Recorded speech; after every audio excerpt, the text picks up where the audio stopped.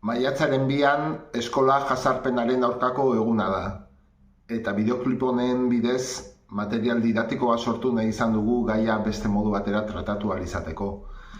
Erasotzaileari mezu positibo bat eman nahi diogu. Posible dela bizitza beste modu batean heltzea eta ikustea.